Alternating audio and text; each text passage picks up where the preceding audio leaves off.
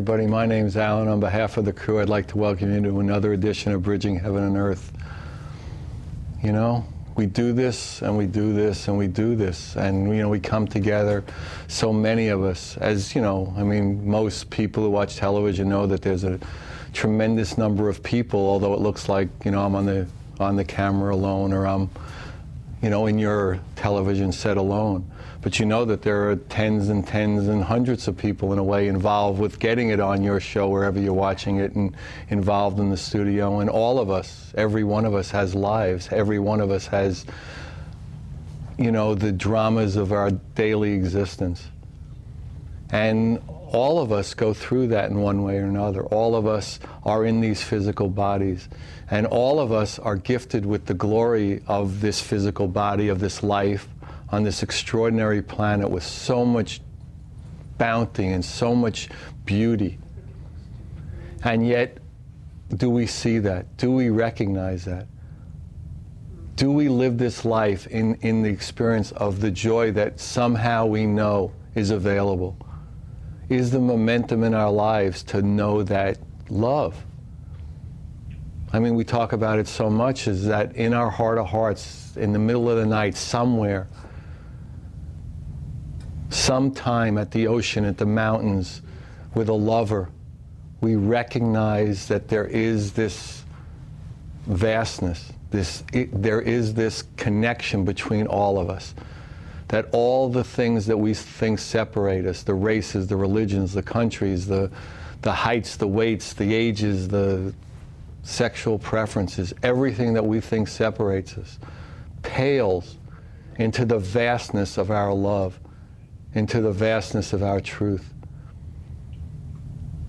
And we all know that it's time that we focus, that the momentum of our lives moved into that recognition of that oneness, of that connectedness, of that truth, of that love, of that God. And the smaller parts of ourselves, which are, you know, from any viewpoint except sometimes the way we look at it as human beings, is so small in comparison to that love, to that vastness. It's like almost like you're wearing a gray suit versus a brown suit. So again, tonight's show of Bridging Heaven and Earth is about that, is about the momentum of that, is about the connection of that, is about the reconnection, the re-realization, the realization, because it's never been another way. Our connection has never been any other way. There is just one love, and we're all it. And tonight's guest, again, has dedicated his life to the realization of that, the experience of that, and the sharing of that in amazing numbers of ways. Prasad is a spiritual teacher. He's a life coach. He's an international author of numerous books, Dancing is the Infinite, God's Grace. He's the host of a weekly radio show, Lucid Living. And he's writing screenplays and involved in, has a band. And behind that, the root of that, the center of that, the heart of that is always to feel love and share it. So we're honored to have him with us tonight, and again, the show is about that. And again, we have music videos that, again, that energy, that vibration of love, that heart, that manifested heart is what these videos are about. Iasos is an extraordinary musician. The videos he's put together to go with his music are also just the heart manifest. So again, it's an opportunity for us all to come together, to get that momentum going, to come into that realization, one breath more, one breath more, one breath more. So, you know, it's an invitation, it's an opportunity, it's just, you know, let's love together and let's start that love just getting out there. So as we normally do, join me in a short meditation, and then we'll have a video, and then Prasad will be with us. So please join me in a short meditation.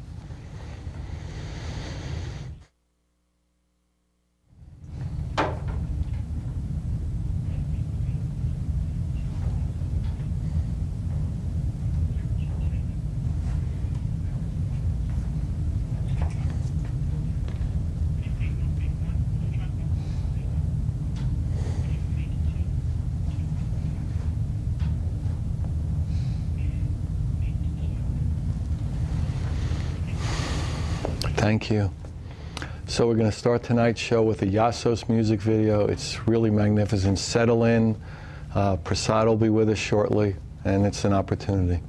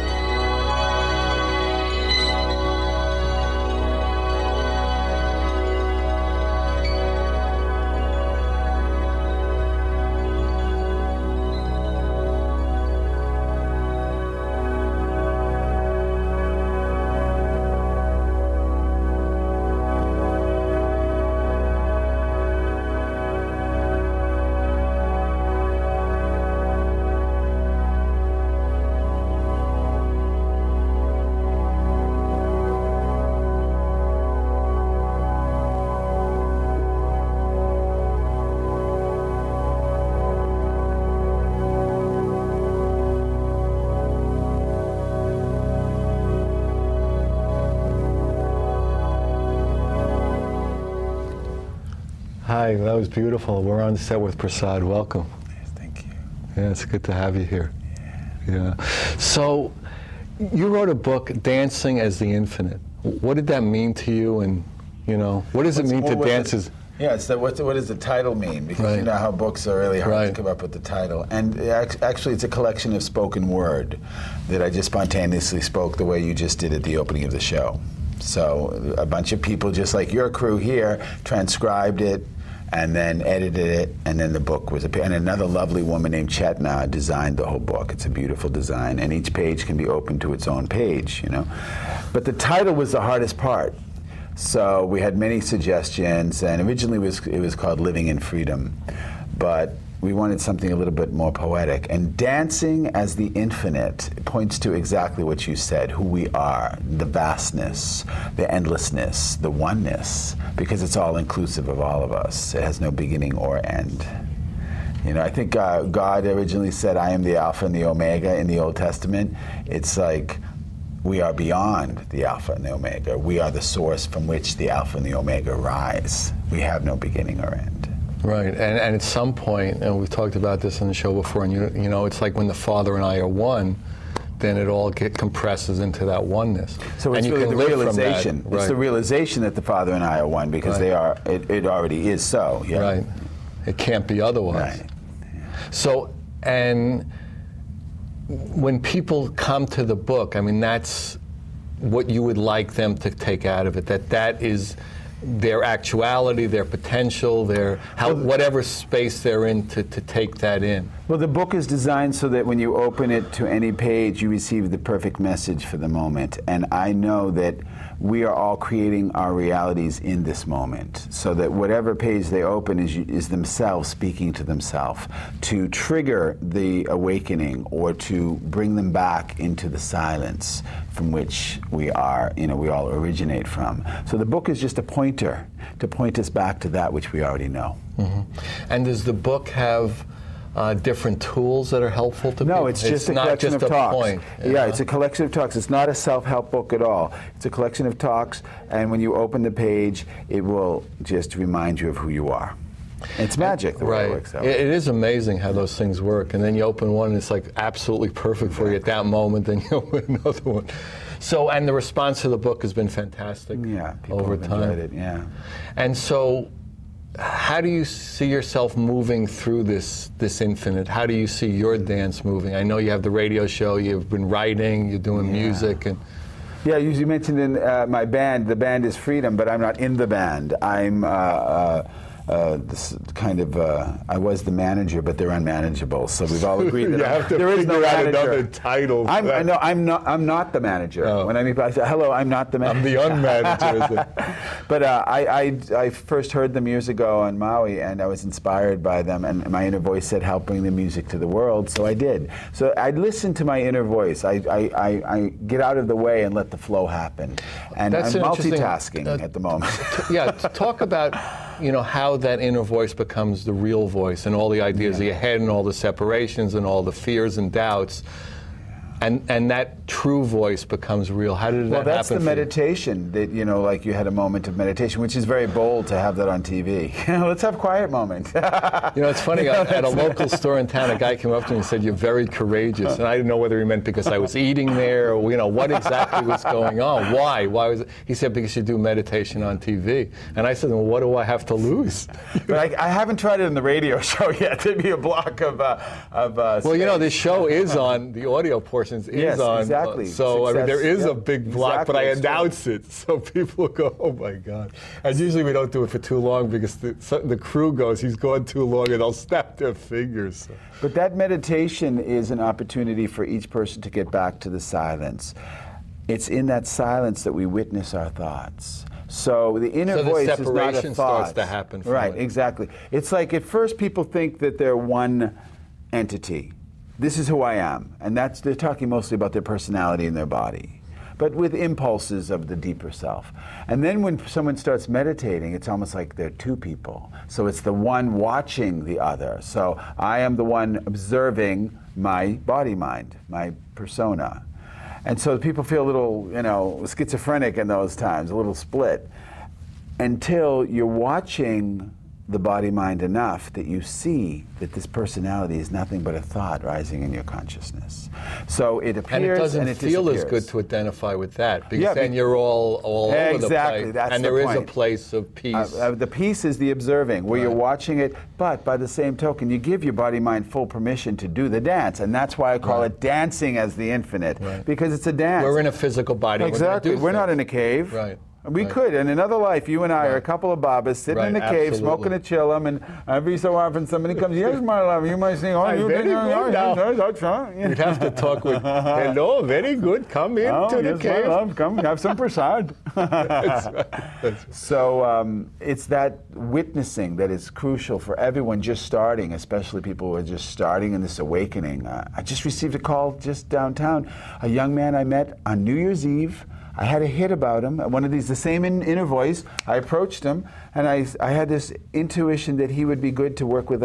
My first student, when I first came back from India, is this gentleman about a little older than myself who is an amazing musician, and he teaches music to youth, and he uses my book and tapes to enhance it. So this kid called me, having had an awakening. I haven't talked to him for 6 months, and he had a little block he needed to get through, and I coached him through it. That's what I mean by coach. It's like everybody knows the answer within themselves. I'm just pointing them back. And those people who are looking outside of themselves for the answer, well, they keep the religions and the gurus, in business. And so I'm about putting them out of business. I'm like, when I first went to India, I was the guru buster. That's what I used to call myself. This was back in '95, 10 years ago. And I met the master who put an end to my search. His name was Punjaji. We called him Papaji. And he put the end to my search. He said, stop seeking, for you are already that which you seek. Right. And I realized if I'm seeking and I'm putting it in the future and it's not happening now and I'm working towards it, it's always now. The love is now, the awakening is now. It cannot be any other way. Yeah. Right. And so from that point on, you came back here, and then that realization just started manifesting in all the ways, verbally, writing, exactly. Music. Well, it started with just giving talks in people's living rooms. And I was so passionate about sharing this message that we are already free. Stop searching. That I was giving talks every night all around the country. People couldn't, it was like the old joke, is like, at the bus stop, buddy, come here. Exactly. No, it's so powerful. It was powerful. It's so real, and it's out of such love. I had a lot of love and service, and I was 5 nights a week plus every weekend a workshop for 4 years. And the book is derived from that period of my life. But at one point, I was in Sedona, Arizona, which I currently am residing. But by the time this is aired, I probably won't be there anymore. I know what you're talking about. You're a moving I move target. Around a lot. Right. I'm not mad. I'm nomad. Right. And I was in Sedona, and this gentleman who was one of my assistants traveling with me came up to me and he said, Prasad, it's a great movie going around waking up the world. The only problem is you have to see them as asleep first in order to do that. And I was like, you're right. Why don't I see them as already awake? And since then, I moved to Maui, and then I've been on the road with this band, the Freedom Band, and everyone I see, especially young people, wide awake, living Buddhas. This is my reality, and I'm seeing it, and I'm encouraging it. So when I see someone in their awakened state, that is so much more beneficial for their soul, for their being, than to be the guru who's going to wake them up after you must study for many years, my love. Sit underneath the Bodhi tree. Well, Buddha already did that. Yeah, it's done. You have to find You got to find what it is that is your doorway, and it's usually connected to your own suffering, where your suffering is so freeing. That's why I said turn suffering into so freeing. Like the test it's the doorway, which can, for some, is the dark night of the soul. They take it really far. Right. Well, I mean, you have to be hungry at some way, on some level, because there's so much. I was saying to somebody yesterday that, with all the gifts we've been given, it's amazing that we haven't gone further in some ways as a human species. And with all the density and the negativity and the wars and the separation, it's amazing we've come this far. And like all of us are in that gray kind of as a human species, ready to explode into that recognition, that full recognition. And that's like this period we're in now. Well, in the Bhagavad Gita, Krishna and Arjuna, look, that classic scene when Arjuna is watching his family at war, and he's like, but my Lord, how can I do that? He says, because life is a game, or life is a play your part. This is all consciousness. And in a way, that's the message now, but it's more like what I'm saying. This is why I'm on the air with you now and why I have a radio show. My message now is, okay, you've woken up to who you are. You've worked on yourself in the 70s and realized yourself in the 80s, and the 90s. Now it's the 21st century. It's time to live in that action. Right. Bridging heaven and earth. Right. Yeah. And it's spiritual activism. Right, I agree. And there's a man named Rob Rabin, perhaps he can be on your show sometime, and he's got a website and a movement of those of us who are involved in this. He's asking us to write, I'm going to invite you to as well, to write on this website, truthforpresident.org, so that he feels that there are 1 million yoga meditation practitioners in this country. That's a low estimate. And so if all of you meditators and yoga practitioners and spiritual seekers and those of you who have realized the self and know it's all an illusion, decide to focus your minds and your hearts on what is the greatest gift that the world can have, like how we can create heaven on earth. Well, the first step is that leaders have to be selfless, humble servants, not greedy warmongers. Okay? Wow. So that's our first step. Wow, how radical you're going. And we can definitely visualize that. Right. You know? Right. And see the current leaders as that. But we're feeding this whole... Right, energetically. Yes. Right, so we shift it inside ourselves and see our leaders as leading us into this heaven on earth.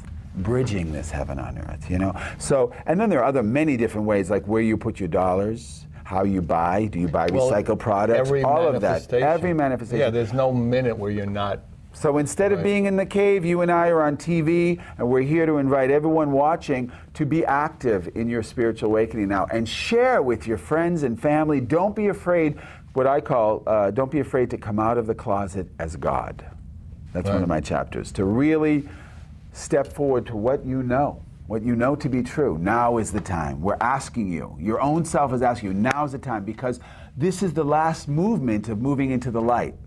It's that whole shadow that's coming stronger. The brighter we get, the darker the shadow. Right. And so we all come together, and it's a done deal. I see it happening already. Right, no, it's a done deal. Yeah, it's a done deal. So this is part of it, is that we're inviting you to close out the deal. Yeah, do your part. Right. Have fun doing it. It's an open. And then whatever you're doing is joyous and loving, and it can only be that. You know, because if you're vibrating that, if you're manifesting that, what can you do that would be outside that? And you can't create peace through war. You can't feel love through suffering.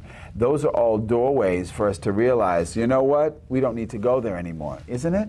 Right. You suffer enough to say, I don't need to anymore, and the behavior changes. I much prefer not to. Yeah, and then your behavior changes. If there's something I could do not to go to that suffering. You know, what am I gaining?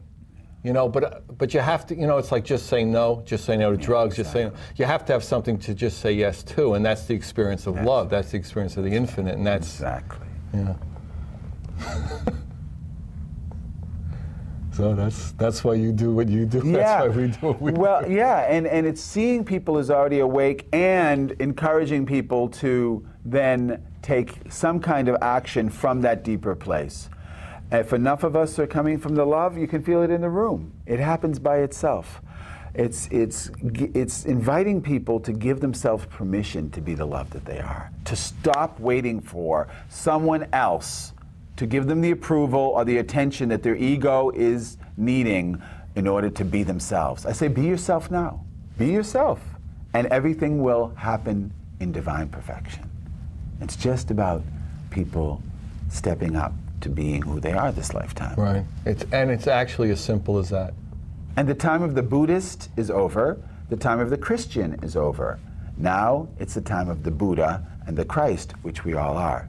To me, the second coming of Christ is the awakening of consciousness that's happening for all of us. You and I were lucky. We surrendered early. We got lit up early. But it's not special. No, absolutely. The time of the guru and enlightenment and blah, blah, blah is over. An ascension it's to an what? Ascension, yeah, exactly. To what? We're here now. Woohoo! Yeah, right. But it's the realization that this is all a movie, that there are people behind cameras, and metaphorically speaking, right. But that your life is a movie, and you're the creator, you're the writer, the director, and the star. Make it a wonderful one. Make it one you enjoy. Yeah, love it.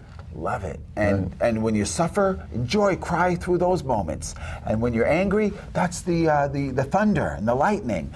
Give permission to this. When you realize yourself, there's there's just no resistance. There's no concept. That's right. Exactly. Right. Right. Exactly. And in the moment, there's no concept. And everywhere else, there is. And then there's freedom. In the moment, there's freedom because there's no concept. And the bridging between heaven and earth is when the divine self is guiding this puppet. Right. I am the puppet. There is no real separation. Master. We're just using words because there is no heaven, there is no earth, and there is. Exactly. But when you say the divine and the human, so to speak, there is an apparent separation there, and that's the I thought that rises, the ego that rises and perceives itself as a separate entity for the fun of it. Really, it's God wanting to look at itself. Right. Or play with itself. Yeah, we call that the experiment. Exactly. It's an interesting experiment. That's part of it. And when you wake up, you don't have to change it. So many people on the spiritual path are denying their humanity. Right. because somewhere there's something that doesn't that you're supposed to wear white, you're supposed to wear, I wore white for 4 years. Then I went into black leather. Now I have a suit. Now you're somebody gave me this. Now you're kind of coming to the center. No, it's like, really, you can wear anything. What difference does it make? It doesn't matter. Yeah, it doesn't when matter. you realize yourself as nobody, right? Because the realization is of the nobodiness. Then you can be anybody that existence needs you to be for the moment. Play the role. Yeah, like Krishna said to Arjuna. Right. An empty vessel. Yeah, and it's like love in motion. So what would love in motion do at this moment? You wouldn't know until you got there.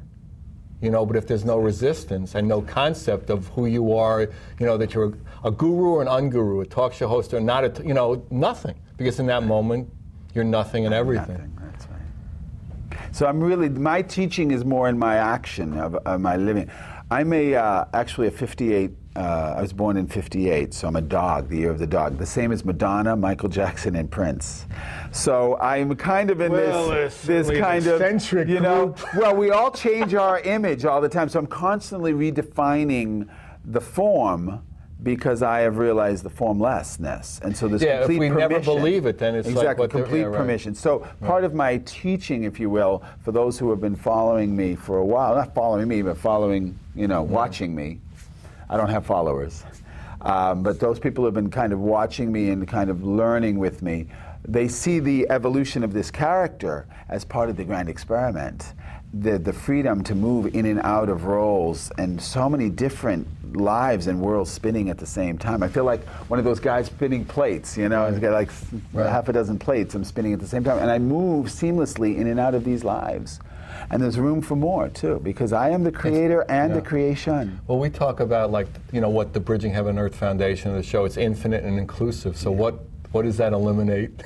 And what can it do, in the right circumstances, with the right combination of things, it could do anything. If you're open. Yeah, you just stay open to the miracle and see what happens. Exactly. There's no limit to it. This is the nature of God. People think God is an object to be worshipped. God is the subject that is watching it all happen. God is the pure awareness that we are. Right. So God is talking to itself right now. But the delicious thing about speaking with you, Alan, is that I recognize it, you recognize it. Yeah, it's fun. And it's fun and easy. Right. And all of my friends do. Like, it's a huge movement that's happening. If you want to be my friend, you got to be awake.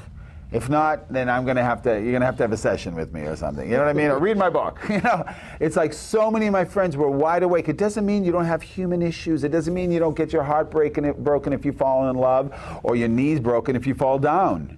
That all happens as part of being human. Right. But your awakeness is that there are no victims. Right. We all know we're one, and there's an evolution of spirit. Yeah, the momentum is just much stronger. Exactly. It's an acceleration of the spiritual wisdom for this world, because I think it was stuck. I think the record was skipping for a few thousand years. But again, it depends, from the perspective. Yeah. But I mean, a skipping record, it's a blink of an eye. That's why I use that metaphor. It's like click, click, and then oh yeah, and now we're like, oh yeah, we're flowing again. The music is flowing. Right. Yeah, it was a little bit of a glitch where the Kali Yuga kind of got held a little longer. The Dark Ages. And it had to do with the misidentification with the physicality that was needed to bring in the Industrial Revolution and the high-tech revolution and all of the development of the material, but we have neglected the spiritual up until recently. We had a short spiritual leg. It was very unbalanced. All right, well, maybe we will watch another video. Iasos music video. Are we ready for that? Let us see it.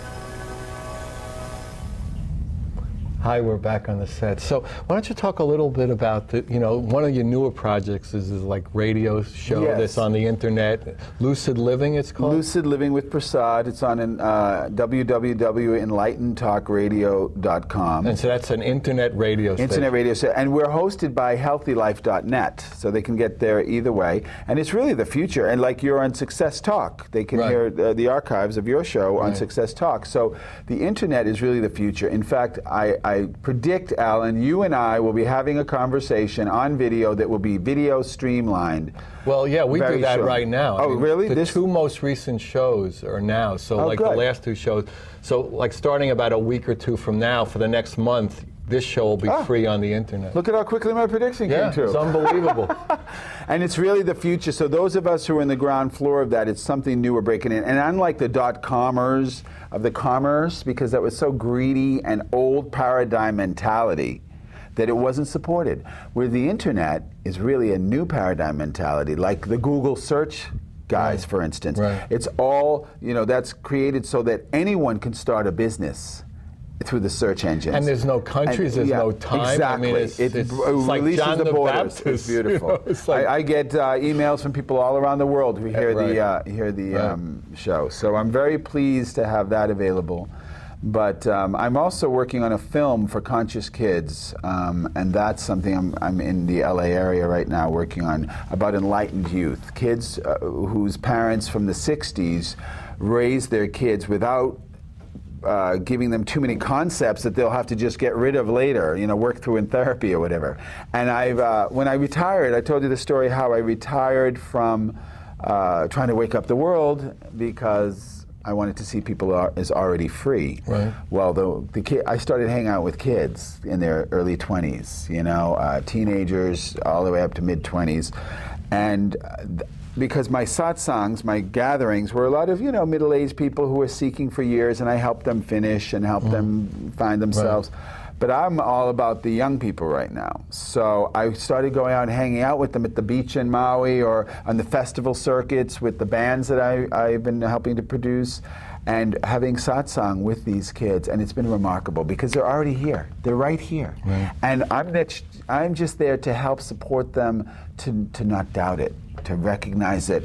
It's like when someone asks for directions, you know how to get to Santa Barbara? I said, we're already here. Oh, no, I hear it's further down the road. No, it's right here. You're here already. A lot of people have trouble stopping.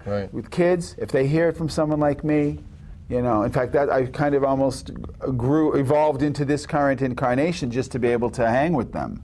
And so I've written this movie script called Woodstock High, which is about conscious youth. And I'm in the middle of manifesting that as part of my own lucid living experiment. You see, because since I was a little kid, lucid living. Lucid living is, lucid dreaming. People maybe have heard of. Lucid dreaming is when we're aware we're dreaming at night, and you'll be like, "Hey, Alan, I'm having a dream with you. Yeah, I'll see you in the morning." It's like, so lucid living is acknowledging that this life is also a dream, like Krishna said to Arjuna. So when we're awake in this dream, it's lucid living. And we can begin, like one of your crew members during the rehearsal, got it right away. It was like, oh, so then you can start to create lucidly from your own life. And that's exactly what you do, but not from your mind with its desires and aversions, wanting this and, creative visualization, but from source, aligning yourself with your intention of what is so, what is already so, the flow of your whole life as existence. When you align yourself with that, then you can make, the inner voice, first of all, is then louder. You asked me that question before. Because it's alignment. There isn't, all of that other stuff the chatter isn't there, And then a creative impulse comes that is what you're speaking of already, the love, the celebration, the creativity, and you give permission to it. And you just go with it, and you trust. Even if the mind says, no, we can't do that. You don't listen. Doubt the doubt. Well, the infinite is much stronger. Exactly. So the infinite is guiding me to make this movie since I'm a little kid, and it's just a movie, it's no big deal. But I'm doing it just to prove to myself that it can unfold effortlessly. without worrying about what will happen in the end, trusting fully that well, there is existence no will end. support Is it. the Exactly. beauty of it. When I mean like distribution or whatever, Right. you know, the things you think about in Hollywood. Well, I understand, you know, and it's like, but if you know, it's always one breath at a time. Exactly. And there are a lot of breaths between here and distribution. I would assume, right? Yeah. Right. So I mean, to live each moment with what I would call something like that as an intention. Yes, Our intention is exactly. to do the movie, and then we're moving. See what happens. Right. Because that takes you in the direction. And the integrity and the love and the joy is in every moment, or else we stop. What's the point? That's the point of lucid living, is to just allow your life unfold consciously. Allow your life to unfold, watching it, and then knowing when to act. I find the less I do, the more I get done. The more I sit back and watch and then speak only in that key moment or act only in that key moment, more gets done that way, much more effectively. There's just a lot less resistance. Yeah. So when you decide to, you know, when it's like appropriate to do something, you just do it. Right. It's like, you know, it happens by itself. Yeah. I mean, you're there. Yeah. You know, yeah, it's fantastic. I mean, I think that, and then what we were talking about earlier is that the that inner voice, you know, I would call it like what people look for is discernment. Yeah, I mean, it's just, it's all lining up as one. So, I mean, there's not a separation. You don't really have to think about it. It's just like, how would love move? In the early days, yeah, that's a good question. How would love move? But in the early days for someone as they're just coming into that and they want to be able to discern, I also ask, am I serving self, meaning self with a capital S, or am I self-serving? If you're moving from separation, if you're moving from me, I need this scarcity consciousness, or I'm victim consciousness, if you're moving from separation, chances are that's not your inner voice. So let it go. Whatever you're thinking right then, let it go. And listen to that other voice. A little quieter that behind comes from it, there. right. That's just been waiting patiently for you to get clear enough to hear, and it will guide you every time. And you can prove it to yourself by not doing what it tells you and watch what happens. So I'm like, across the board, when I get the guidance now, I just, you know, and it can come as words, it can come as feelings, it can come as images. It's hard to say how it is. Right. It actually comes the strongest as it shows up in, it's like, here are the orange flowers, or whatever they appear on your screen. Right. Instead of saying, oh, they should be a different color, they're whatever they appear on your screen. Right. And you flow with the hand that's dealt to you. Right. And then you play it. You play it for fun, and you play it totally committed. It's that duality of being completely committed while knowing that it's all a dream anyway, that allows you to transcend duality and simply be. You know? Amen. That's great. Yeah, it's, you know, in simple terms. You know, it's funny, we had Vanessa Stone, do you know Vanessa? No. On last week, and we were saying the same thing. I mean, we do a talk show, you do a radio show, and every time it's simple, and it's like 2 sentences, and it could be the show's over, and then we'll talk for another hour. It's true. I mean, and that's like part of the, you know, on the bridge of heaven and earth. Well, we're pointing. It's more. Right. It's not. And those who are listening, it's not about the words. And it's a vibration too. Exactly. Right, so. Even with my book, it's like one. You know, you are that. That's all that's needed for the book. All the words are pointing you to that. That's all. So you and I are just pointers, like you said. You mentioned John the Baptist earlier. We're like that.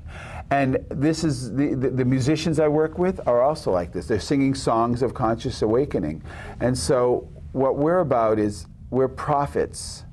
We're not for profit, you know? And those are the people who I know today in the media who are not about the money, but are about the message. Without being preachy either. It's really a very simple message. You're already free. And it's joyous. Yeah. And you know, it's fun. It's not like a dogma. Right. There's no dogma. Right. I mean, it's like, and when the dogma comes in, then you get the separation, then you get, you know, holy wars, then you get all the stuff that's happened for thousands of years. Well, my dogma ran over my karma. You heard that, right? So it's finished. Right. But yeah, the whole war thing. I'm speaking about that in the on the radio as well, just to this war that whatever war, right. I mean, I always say this war that's going on right now in Iraq is the same war that's been going on in the Middle East for so long, and it's always about oil or land or religious differences, which is still about oil and land, because religious differences are like, you worship a different God, so I'm not going to share my land and food with you. You know, so again, any God that creates separation in the believer they've misidentified. Something's God, disharmonious. Right, God is the oneness. And Jesus said it, love your neighbor as yourself, because your neighbor is yourself. A simple earthly creed, you would think that would have so meaning. So I figure that there has to be the opportunity for God consciousness, the Buddha itself, to have the experience of ignorance.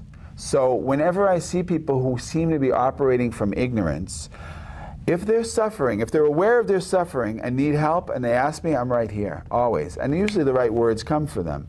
But if they're just in their ignorance and not asking me for help, I let them sleep now. In the past, I had the urge to wake them up. Yeah, right. Yeah, and now I'd let it go. Now it's like, it's Buddha in disguise. It's my gift to be able to see them as the Buddha, to see our president as the Buddha, while they seem to be operating from separation. To just know that I'm not going to add to that separation. I know they're me. I know they're my own self. Right. We're all one. You know? Right. And yet sometimes it's appropriate to shake somebody. I mean, there's no, you know what I mean? So, I mean, at that moment, what's the appropriate action? Well, if it's asked of me, and that's for those who are listening too, if it's asked of you, because the kid who called me today was all like, I'm trying to help my girlfriend, I gave her one of your tapes, you know. I said, no, she has to come to it herself. Right. So if it's asked of you, then be there for him. Be a witness of the truth. But wait for that moment when it's receptive. It's much better than trying to push it. Yeah, you can't ram it down someone's throat. And that's why with you and I, we're just a couple of crazy guys, as you said during the break, you know, doing our little number here, some of, you know, but the truth is, you are already free. That's it. You're already that which you look. And I'm really, I hope it to be remembered when on my gravestone, the guy who came out of the closet is God. Because that's what's needed. It's God is waking up and saying, you know what, my creation has been running around by itself unattended for a while. I think I'll pay a little attention to it. Oh, the roses need a little pruning. We need to compost. You know, you can let it grow wild, or you can compost and prune, and you get this. So God works in mysterious ways to take care of its creation. And I see it everywhere. I see God taking care of itself everywhere. And so I'm here to help, not to hinder. So be part of the creative solution, you know? If you were hindered, you'd be a giant pain in the ass. Well, that's my ex-girlfriend. She knew what that was like, so. We've all been there. Trust me, if we took on a physical body somewhere along the line, unless we're kidding ourselves, and then the explosion's going to happen at any moment, you know? So in other words, like, whatever tomorrow will bring for you, the intention would be is to whatever that inner voice, whatever that love in motion, as it manifests through you, will take you, it'll take you. And then it's yeah, we can have no idea. Right, you can have no idea where you're going to be really taken by love. But there's a vision, or the intention I have since I'm a little boy is really that love to be across the planet, and that everyone gets to be themselves in this movie. Is that first, or is the headstone first? No. I'll be cremated. Hopefully there'll be no headstone. All right, good. So, but really, it's an it opportunity. You know, I first had to work on myself. So I came from, you know, pain and victim and unworthiness, alcoholic father, blah, blah, blah. And I worked on myself until I finally dropped, when I realized I couldn't work on myself. You made so much effort that you realized there was no effort you could make. Right. So that's what I'm telling you kids, you don't have to do that. You know? But in the dropping, the perfection of who I am is realized. And so I move from that place, even when the mind rises, you know, with something, oh, okay, I better, you know, fix this, or I better fix my hair, or whatever it is, the mind rises to, oh, you better not eat that food, because you know if you eat the cooked food, your energy's going to drop. Why don't you go for the live, raw food? I say, okay, and you change your behavior like that. We're being guided. Many people are being guided to raw food right now, by the way, the live food. I hope you do a show on that with somebody who knows about it, because it's really, you look at the difference between eating cooked food and eating raw food. The energy, the chi is alive in the raw food, and you need less and all of it. So, but cooked food's delicious for fun, you know. So that it's just being available to tell people what's available and not push it on them. These are just alternatives, but it works for me now. It's like I tested it on myself first, and if I can do it, anyone can do it. So it's not about the high. It's not about when I first came when I first started giving talks and first came back from India. People, when they saw me, they were like idolizing me. It was very weird. They were like, oh. You know, I was wearing white, but that's not enough. Look how wonderful and handsome you are. And I tried to dispel that, and I did through my retirement. You know, I retired from that role. 4 years. And I tell you the truth, I didn't ask for that. I didn't ask for the radio show. It all happens by itself. I understand. But by the same time, I recognize my responsibility to myself in all forms. And like the Buddha realized in his enlightenment, until all beings have recognized themselves, we're not fully enlightened. So that's what motivates us. And plus, it's fun. It's fun. It's fun connecting with people on a real level, on a deep level. Right. I go to parties in Hollywood, people are like sniffing cocaine or whatever, and I'm like, yes, did you know we're one? You know, I move right into satsang with them when they're on their various drugs, and a lot of young people I meet at raves and at festivals, and they're all on some psychedelic or something, and I will speak to them then. And they don't have to be that way, but in that moment, I especially will take the time to speak to them. Right. But anyone, I'll meet anyone in truth. I love accessing the self in all forms. Right. I love it. The person you might be the most surprised that would be available, those are the ones that are available. Not if you didn't have a concept. Exactly, if you don't have a concept. Right. Exactly. So, I mean, how do we go, and then, and that's what we're talking about. Yeah. The thing I say a lot to people is, just take it easy. We get so worked up. We wrote, this woman and I, Leslie, we wrote, this album, and one of the songs went, you can try too hard when it's easy. Yeah. And we get, so worked up with ascension, because the hunger's there, and we know something. And, that door hasn't swung open yet. We haven't somehow gotten to the place where it happened. It's happening. Okay, it is happening, and it happened for me like this, because the hunger is not the same. When I was younger and I was suffering, the hunger was to get out of the suffering and to get enlightened. And a lot of people who are on their spiritual path, because I sat with thousands, are coming from that place. What happens is once you realize yourself and see that I am already that, you're full. There is no more hunger. Right. There's nothing left to do. Right. And you have that moment of just sitting and being. And that's important to have that. But that's where the lucid living then comes in. Because in that silent beingness, then the impulse comes. I drove all the way from Sedona to come to be on this show in Santa Barbara. Both. Well, it's nip and tuck, meaning what Alan means is that we didn't know for sure if I would do this show. He had just invited me last minute because I live in my life in that now. That's exactly how By the same token, I said to you finally, I will commit to be there. And you knew, because you are my own self, that means I will be here. Short of something very weird. Of course, exactly. And so there's an understanding between us. We don't know each other personally. We haven't met except briefly once. It's that understanding. When you realize your oneness, you get to have a family everywhere you go. Everyone else who's one, we recognize each other. Not that everyone isn't one, but the ones who recognize it, we recognize each other, and we operate from that place. And there's almost not an expectation, but a standard by which we have to live. That if you have a piece of candy there and you don't split half and share it with me, or offer it, there's usually like, what's going on? Is there a personal agenda? And that's the question, is like, am I serving self or am I self-serving? If I'm preoccupied by my own personal agenda of getting the ego attention, because that's basically what it is, getting the approval you didn't get as a child, working so hard to be good, to make money, whatever it is. Once you've burned that all up and you're just available as that empty vessel, then whatever needs to happen, we're willing to do. Yeah, there's no roles, there's no nothing. And you're guided. You're guided, and you just follow that inner guidance, that inner highway, the inner voice, and you can do no wrong. There are no mistakes. Right. I mean, we talk about, like doing the show with all the people involved. We do the best we can. We do a live show. I mean, right as we're talking in Santa Barbara on June 4th, it's going out over the air. And we do the best we can. Everybody wants it to be good, and then we go eat. It's done. We did the best we could, and then you go eat. And that's like true for all of life, is to be, fully in that moment, as you were saying earlier, and then you move on to the next one.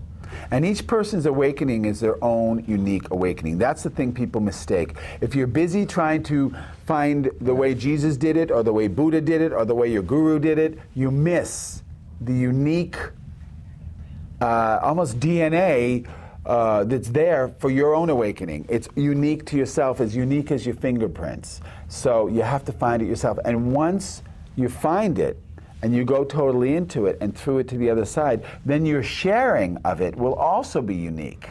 And there'll be a whole bunch of people who will resonate with your particular way of doing it. You know? Right, Instead of being these robots repeating 2,000 years later, still quoting the words of this particular master who happened to have woken up, who was a carpenter, and they're still quoting him and misquoting him, and so far removed that they have no direct experience of the Christ consciousness. They're busy looking at the form. We're always like one or two masters behind. No, there's some incredible thing like that because it doesn't look right. Because we have a concept of what spiritual would look like and what it wouldn't. And a prophet in their own land. Right. And it generally is like that I mean, because the nature of concepts. The nature of concept. So there's a couple of minutes left. You know, why don't you?